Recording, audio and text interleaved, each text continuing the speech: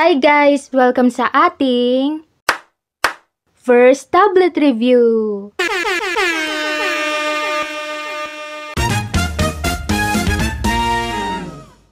So ayun guys, pinadalhan nga pala tayo ni Parblo ng kanilang graphic tablet para itry at i-review ang Intangbo X7. Kaya tara, buksan na natin para makita na natin yung loob at matry. Pero bago yon, tanggalin na muna natin tong balot First time nga pala na may nagpadala sa akin ng ganito, kaya thank you Parblo dahil ikaw yung unang nag-sponsor sa akin ng graphic tablet. Ang ganda rin ng packaging nila, no? May parang papalit sila dito sa box. So creative. So ayun nga, no? Ito na yung mga nilalaman ng box. Una yung mismong graphic tablet. Ayan, bale ipanghuli na lang natin yan tignan mamaya. Then, itong printed na instructions, meron siyang English translation dito sa likod. Mamaya babasahin ko yan. At meron pang stickers.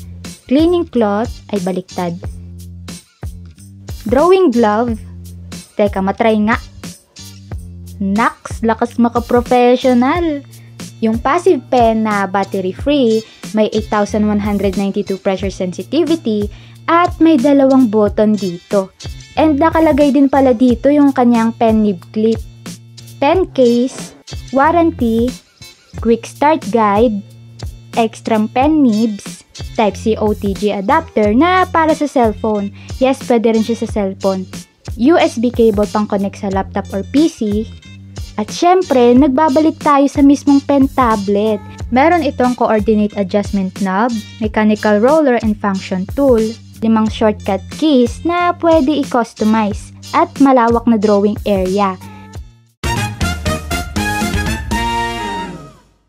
Sa laptop ko nga pala muna ito unang gagamitin. Bale, nag-download at install na muna ako ng driver ng Intangbo X7 sa website ng Parblo para makonect siya sa laptop. Shoutout nga pala sa kuya ko sa pagpapahiram ng kanyang laptop. Kinostomize ko na nga rin pala muna yung mga shortcut keys dun sa settings. Tsaka tinesting ko na rin isa-isa. And ayun, ready na para mag-sketch.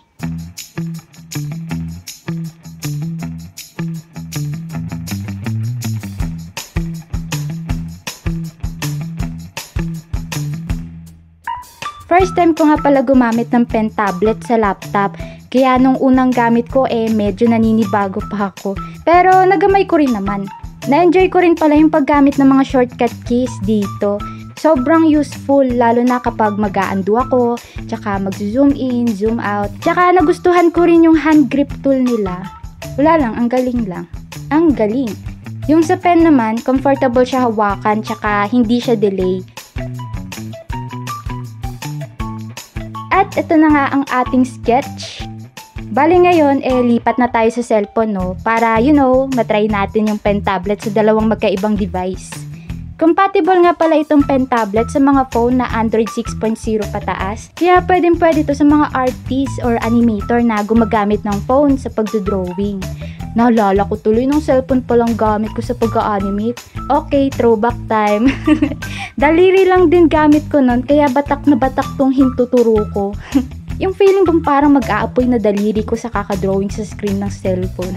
De joke, okay na. Kaya pangarap ko talaga nun na magkaroon ng pen tablet. Na-amaze din kasi ako sa mga animator na napapanood ko nun na may pen tablet na gamit. Nagkaroon din naman ako ng pen tablet dati. Pero di kasi compatible sa cellphone kaya di ko rin nagamit. Pero itong Intangbo X7, pwede siya both sa laptop and cellphone. Hindi ko pala nagamit yung mga shortcut keys nung gamit ko na itong cellphone ko kasi hindi siya supported. Pero yung dalawang button ng pen na gamit ko kapag mag-a-undo ako, tsaka sa pag-switch ng pen at eraser. Ano pa ba? Di ko pa pala nasasabi kung anong gamit kong drawing app, no? Well, Ibis Paint po gamit ko. Ibis Paint. Teka, paano ba bigkasin yung... Paano ba bigkasin yan? Tagal-tagal ko ng user nito pero hanggang ngayon di ko pa rin alam tamang pagbigkas. Pero yun nga, Ibis Paint. Yun, Ibis Paint na lang, okay? Simula pa nung una, Ibis Paint na talaga gamit ko. Dito ko unang natuto mag digital art. Tsaka, alam nyo ba, itong hawak ko na cellphone, Dito ko ginawa halos lahat ng naka-upload sa YouTube ko. Yes! Matagal na rin tong cellphone ko na to, mag 4 years na rin ata. 2021 ko to binili. Ay, hindi pala ako bumili. Grabe nga dami na rin namin itong pinagsamahan. Taray, pinagsamahan talaga no? Naglalag na nga siya kung minsan. Pero stay strong lang ha, cellphone, wag mo akong iwan. Wala pang pambili. So yon, balik tayo sa pen tablet no. Overall, ang ganda ng performance nitong pen tab. Kaya enjoy ko talaga yung paggamit nito. Kahit na nung una medyo nahirapan ako. Oo, kasi syempre first timer Pero lahat naman ng bagay natututunan Kaya ayun, nagamay ko naman. Kaya goods, ayos tong Intangbo X7. At ito na nga ang ating finished product. Finished drawing pala. So again, maraming salamat Parblo sa pagpapadala nitong Intangbo X7. Sa mga gustong bumili nito, pwede nyo i-check yung link nila dyan sa description box. Ayun lang, kita-kits sa susunod na video. Bye-bye!